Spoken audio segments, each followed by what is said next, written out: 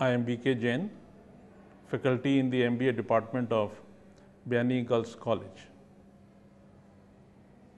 Today I am going to discuss one of the important topic for the interest of a common person, and the topic is general awareness about banking banks. Banking Regulation Act 1949 has defined banking business as accepting for the purpose of lending deposits of money from public, repayable on demand and withdrawable by check, draft, order or otherwise. If we analyze this definition, there are four components of this definition. Component 1 is deposits are accepted from public at large, irrespective of any caste, creed or religion.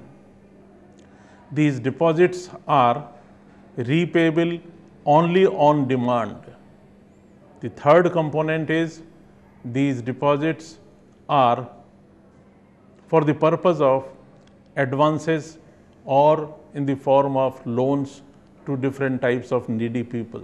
Fourth component of this definition is that these deposits are withdrawable by check, draft, order or otherwise. You see, after defining this whole concept of banking business, I would like to go ahead. You see, generally all these deposit accounts, maybe saving account, maybe current account, maybe fixed deposit account, maybe recurring deposit account, can be opened by different types of persons.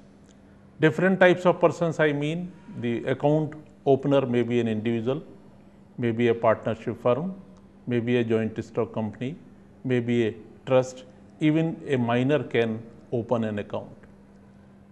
While opening an account, there are some formalities which are required to be completed by the person who intends to deposit money and open an account with the bank. These formalities are very crucial and are to be completed by all means as per the guidelines prescribed by Reserve Bank of India under Know Your Customer.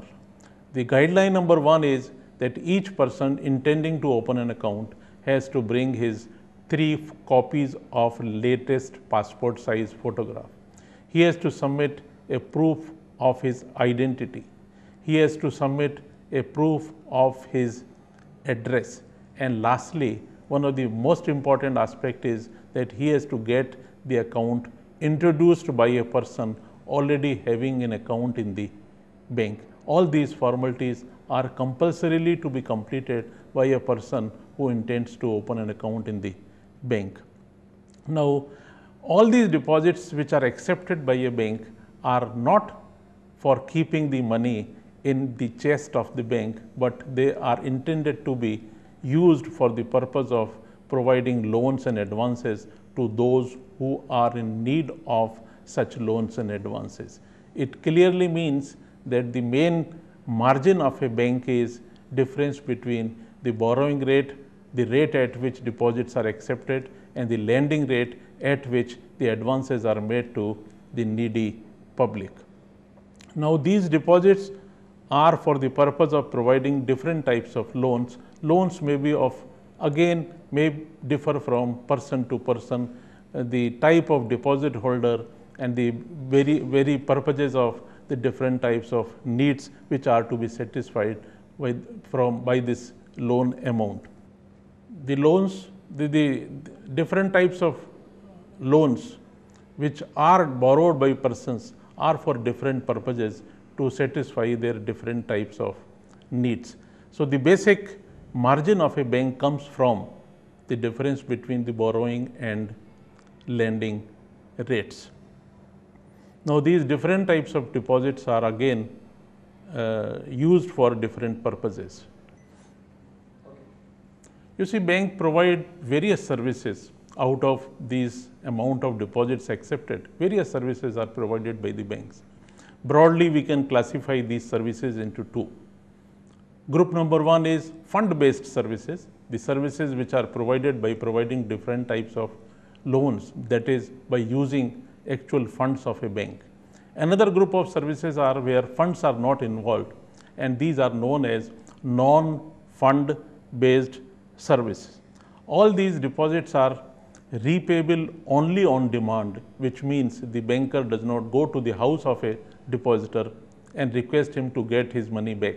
Unless he approaches bank is not going to refund this amount to a particular deposit holder.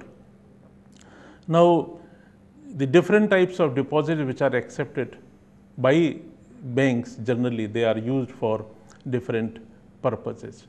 Now, the Reserve Bank of India acts as a controller of the entire banking structure in the country. He works as a central bank, banker's bank. Reserve Bank of India keeps money in the form of cash reserve ratio from all commercial banks, and this cash reserve ratio is used in case of providing relief to the banks in case of emergency. The last rate or last revision in this CRR was made by Reserve Bank of India in its last quarterly review, and the revised rates lastly made applicable by Reserve Bank are 6% of the total time and demand liabilities. The CRR was raised from 5.75 to 6%, and by raising this 0.25% CRR, Reserve Bank of India expected that roughly 12,500 crores amount would be withheld in the banking sector, and this amount would ultimately go to the kitty of Reserve Bank of India. This measure was taken by the Reserve Bank of India to control the inflationary trends prevailing in the country, that is to control the inflation in the market, because inflation is currently the greatest challenge which the Reserve Bank of India is going to face, and the greatest policy decision as a central bank, Reserve Bank of India was expected to take. Now, to continue with this discussion, I would like to express that all banks in the country can be classified into two categories. Category number one, they are known as commercial banks. Category number two, they are known as cooperative banks. The category number banks, that is commercial banks, can also be further classified, further divided into three parts. Number one is public sector banks, number two are private sector banks, number three are foreign banks. Now, the public sector banks can also be divided, can be further reclassified into three categories. One are known as nationalized banks, number two are known as State Bank of India and its subsidiaries, and number three are known as regional rural banks. All these public sector banks are those where government ownership is more than 50%, that is around 51% or more. Now, these nationalized banks can further be classified into two parts. One group of 14 banks were nationalized in 1969, another group of 6 were subsequently nationalized. Another group of government-owned bank or public sector banks are State Bank of India and its subsidiaries. The third group of public sector banks is regional rural banks. These are the banks which were especially set up under RRB Act of 1974. These groups work as a supplementary institutions to provide loans, particularly in the rural areas. They are supplementing the efforts of the cooperative banks.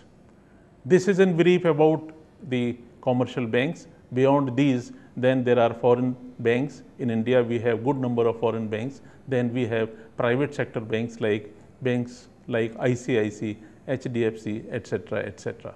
The another broad group of banks consists of cooperative banks. These cooperative banks can also be subdivided into two broad groups, one engaged in agriculture credit and the another group engaged in non-agriculture credit. Under the head agriculture credit, we have banks like State Cooperative Bank, District Central Cooperative Banks, and in the field of long-term credit, we have banks like State Cooperative Agriculture Rural Development Banks and Primary Agriculture Rural Development Banks. In the field of non-agriculture credit, we have banks like Urban Cooperative Banks, Industrial Cooperative Banks, etc. These urban cooperative banks can also be further classified, further divided into scheduled banks and non-scheduled banks. That's all. Thank you.